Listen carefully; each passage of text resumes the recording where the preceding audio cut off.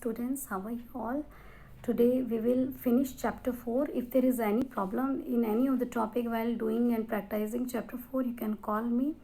Till now we will discuss some of the MCQ questions, multiple choice questions. Let's have a look. First, on the admission of a new partner, old firm has to be dissolved, old partnership has to be dissolved, both old firm and partnership have to be dissolved, neither partnership nor firm have to be dissolved. जब partner admit होता है तो क्या पुरानी firm बंद हो जाती है ओल्ड फर्म बंद नहीं. Old partnership has to be dissolve, क्या पुरानी रिलेशनशिप टूट जाती है? हाँ. क्या पुरानी रिलेशनशिप टूट जाती है? नहीं. क्या पुरानी रिलेशनशिप और फर्म बंद ही नहीं होती? गलत. तो इसका करेक्ट ऑप्शन क्या है बेटा? बी ऑप्शन इसका करेक्ट है. केवल रिलेशनशिप चेंज होती है, फर्म चेंज नहीं होती है.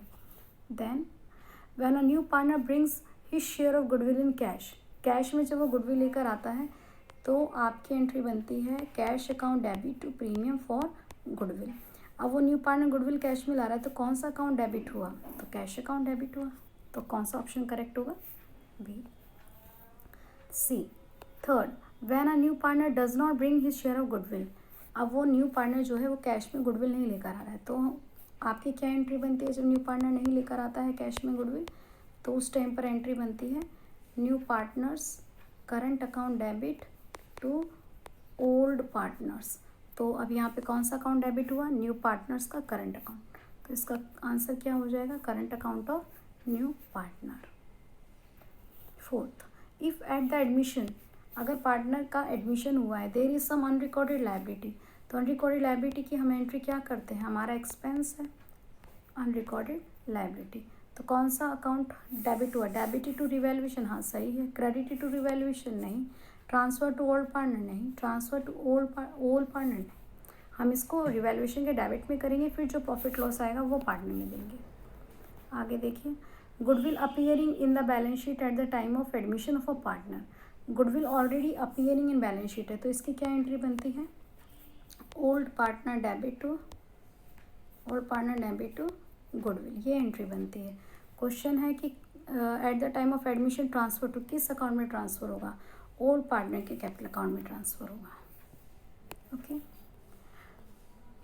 The new partner share of goodwill is taken by old partner. जब नया पार्टनर गुडविल लेकर आता है तो ओल्ड पार्टनर उसे किस रेशियो में लेते हैं? सैक्रिफाइसिंग रेशियो में. The profit on revaluation of asset and liability is distributed. Revaluation का प्रॉफिट ओल्ड पार्टनर में किस रेशियो में बांटा जाता है? ओल्ड प्रॉफिट शेयरिंग रेशियो में. 8, रिवैल्यूएशन कौन सा अकाउंट है? नॉमिनल. 9, एक्स और वाई पार्टनर्स हैं, रेशियो 2:1 है और z आ रहा है 1/6 के लिए. न्यू रेशियो क्या होगा? तो कैसे करेंगे? z 1/6 के लिए आ रहा है तो आप क्या करोगे? Let total share is 1. z का शेयर कितना हो गया? 1/6. तो रिमेनिंग शेयर कितना हो गया? 1 में से 1/6 गया तो 5/6. अब इस 5/6 को कौन शेयर करेगा? x का न्यू कितना हो गया? 5/6 का 2/3 कितना बन गया? 10/18. ऐसे y का भी कितना बनेगा? 5/6 का 1/3 यानी कि 5/18. आप देखिए क्या बना? 10/18, 5/18 और z का कितना था? 1/6. तो 10, 5, 3. 18 कैंसिल.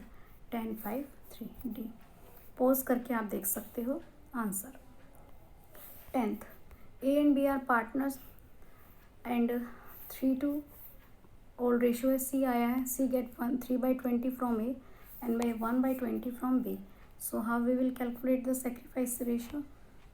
तो 3/20 तो A से लिया और 1/20 B से लिया. 3:1. तो क्या आंसर आएगा? B. The balance amount of workman compensation reserve, जो वर्कमैन कंपनसेशन रिजर्व है, अगर क्लेम आप दे देते हो तो बचा हुआ अमाउंट किसको देते हो? ओल्ड पार्टनर में देते हैं. ओके. तो इसका आंसर क्या होगा? Old partners capital account. When at the time of admission partner goodwill लाता है कैश में तो amount is credited to which account? किस अकाउंट में जाता है? कौन सा अकाउंट क्रेडिट होता है? Cash account debit to premium for goodwill. क्या एंट्री बनती है जब नया पार्टनर गुडविल आता है? Cash account debit to premium for goodwill. तो कौन सा ऑप्शन होगा? B. The amount of goodwill वाला हो गया 13। The amount of debit balance, अगर P&L का डेबिट बैलेंस है तो कहाँ जाएगा? ओल्ड पार्टनर में जाता है। यहाँ पे आपको क्या दिया हुआ है? 1/3 शेयर के लिए आया है। सेक्रीफाइस रेशियो निकालना है। जब कोई भी इन्फॉर्मेशन नहीं दी होती तो ओल्ड ही सेक्रीफाइस होता है। Shyam and Ram are partners, ratio 2:1 है।